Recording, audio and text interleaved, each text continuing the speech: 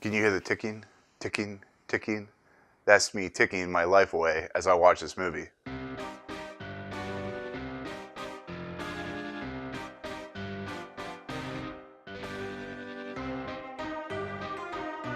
What's up, guys? Welcome to Movie and Pointed's movie review of The House with the Clock in Its Walls. The newest film, surprisingly enough, by Eli Roth, and starring Jack Black, Cate Blanchett, MacLachlan, Owen Vaccaro. So, if you don't know what The House with the Clock in Its Walls is, it's based off a 1973 book about a kid who loses his parents, who is adopted by his eccentric uncle, who he finds out is a warlock, or as he calls him, a boy wizard, or boy witch. And so the story moves on with, he moves into this new city, he moves into this school, he befriends this kid who is just trying to get his vote to become class president.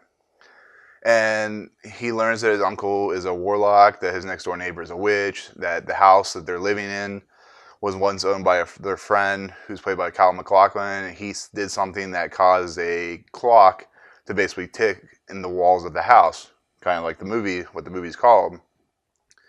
And so Lewis's character, who is the main kid in the movie, he wants to learn how to become a warlock himself. So Jack Black finally decides to teach him, and thus we get the movie and how it plays out and so on and so forth.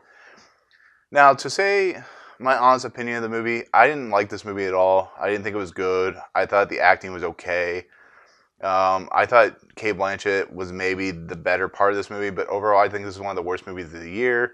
Take that for what it's worth, because I know a lot of people probably did like this movie, and that's fine, but I just think everything about this movie feels weird. It just feels off. The pacing feels off. The writing feels off.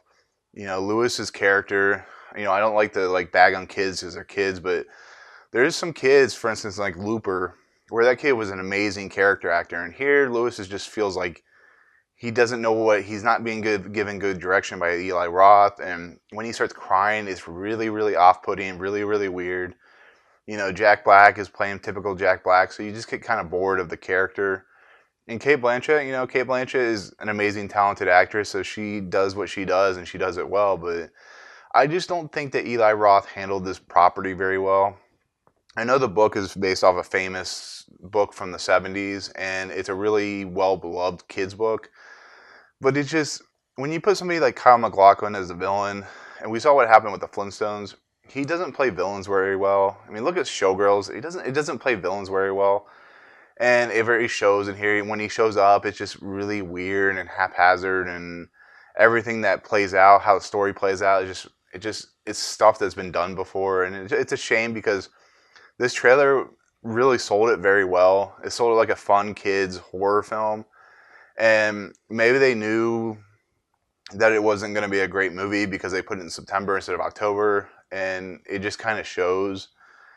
And I almost feel bad for the cast because they look like they're having fun, but I just don't think Eli Roth knows how to direct a kids movie yet. Maybe because it's his first film, he doesn't know what he's doing. Look at George Clooney, The Confessions of a Dangerous Mind. It wasn't a great movie, but he learned how to craft his talents, and I think Eli Roth's a talented director. I just think his level of talent's maybe just not there all the time. And, the visual effects are okay. There's a gigantic, I don't know, it's like a lion with wings that causes diarrhea issues. And it's like, then there's a couch that's kind of like a pet. It's just, I don't know. I just didn't like the movie. It didn't click for me. Maybe that's just me and my own taste, but I love Halloween kids movies. One of my favorite Halloween movies is The Halloween Tree, which is a pure Halloween kids movie based off a Ray Bradbury novel.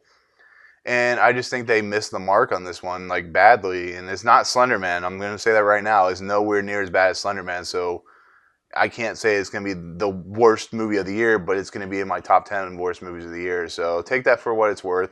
Like I said, you may like it, you may not. I mean, it's one of those things that's why everything's on pure, subjectivity. So, but that's it. That's my take on House with the Clock on Its Walls. Like I said, if you like what you see, as always, remember to check us out on YouTube, Facebook, and Twitter.